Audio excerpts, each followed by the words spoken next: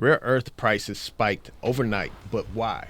Because China just announced rare earth mineral export controls that restricts who can buy them and how much they can buy. We were all speaking about it before, and we said, where did that come from? That was out of the blue, right? Out of the blue, they came up with this whole import-export concept, and nobody knew anything about it. In response, President Trump announced 100% tariffs on Chinese exports, sparking fears that he is risking a full-blown trade war. So the world is caught off guard. But wait, I need to tell you why you should be concerned.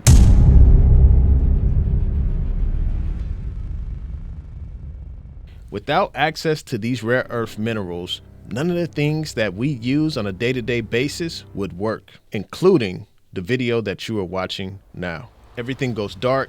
It's not a blackout. It's not a hack. It's not a glitch. It's China pulling the plug. So let's take a step back. What are rare earths? Though this term may sound like sci-fi, they are really the hidden foundation of modern life. They are a group of about 17 special metals. These metals make your phone vibrate, your motor in your car run, as well as the TV screen glow bright and colorful. Then there are critical minerals such as lithium, cobalt, graphite, germanium, gallium. These are essential for EV batteries, electronics, and even satellites. You never see them, but without them, the modern world shuts down. So let's take a step back and get an idea of how we even got here. In the 1980s, the United States was leading the world in rare earth production. The Mountain Pass mine in California was booming, but refining these minerals and metals was very messy, toxic, and expensive. And as climate change advocacy rose, environmental policy and rules made it tougher on the production of these minerals. So China saw an opportunity. They poured money into mining and refining. It accepted the pollution costs that the West wouldn't. A key component of this story is that in the 1990s, China bought MagnaQuench. This was a U.S. company that produced rare earth magnets, the same kind used in cars and electronics. And after China bought this U.S. company, they began to move the production, the technology, and the refining capabilities to China. Then in the early 2000s, we had the Mountain Pass mine shut down. As production was getting more expensive, China was able to come in with cheap supply and undercut the market. The U.S. tried reopening this mine again, but failed, and it wasn't until 2017 where MP Materials came in to put the mine back into production to reduce reliance on China's monopoly on rare earth elements. But by then, China had already had world dominance in this arena. In 2010, during a political dispute between China and Japan, China cut off rare earth exports to Japan. The prices skyrocketed. And the message was clear. Whoever controls the materials has the power. And in 2020, China's President Xi Jinping came out and said that rare earths are a strategic resource, stressing China's dominant role in the global supply chains. And quite frankly, he wasn't blowing smoke up our you-know-what. Fast forward to 2023, China flexed again. They banned exports of gallium and germanium, which is critical for semiconductors. Then it restricted high-purity graphite, which is used in EV batteries. Then we get to 2025, where recently China has implemented export controls, requiring government approval for any magnet exports that have even a trace of Chinese rare earth elements. This means that China could logjam global trade and block shipments worldwide if there's even a trace of Chinese materials production of these rare earth minerals, metals, and elements.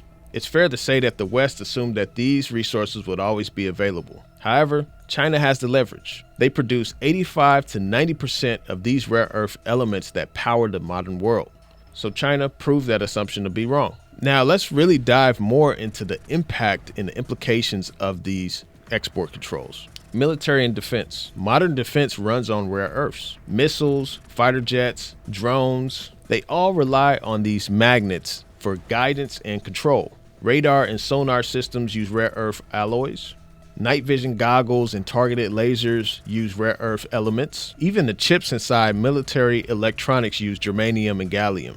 So if China restricts these materials, Western defense systems could slow or even halt production.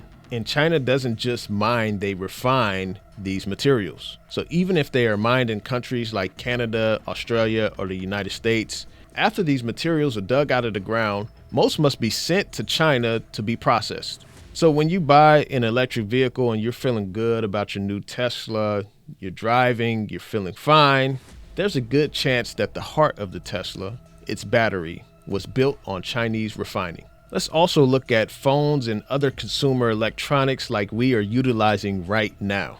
Your smartphone depends on these materials too. The rare earth magnets for speakers and vibration, phosphors in your screen for vibrant colors, even the polish that makes your screen smooth uses cerium oxide. Every modern gadget that we use traces back to China in one way or another. So now that we understand the implications and the scope of how significant this is, let's just look at the geopolitical shift with these policies that are coming out. Supply chains are now on the global battlefield. The US, Europe, and Japan are all talking about de-risking and rebuilding supply independence. But refineries take years to build and environmental regulations are very strict. Meanwhile, China invests worldwide in Africa, South America, Southeast Asia, often buying stakes in the very mines that countries hope will diversify their supply dependence. So even if a mine sits in another country, China might own part of it, or the refining capacity that it depends on. So when trade tensions rise, Beijing can simply tighten export rules. And the ripple effects hits automakers, electronic firms, and the Western military defense contractors. China built this dominance while the world slept. Now with each export control and restriction, they are showing how much leverage they actually have. So for now, if China ever flips the switch, the impact will reach from your phone to power grids to even fighter jets in the sky. So this is serious. This is something that could lead to war. So the next time you pick up your phone, just remember, you're holding a piece to the modern world, and one country holds the switch.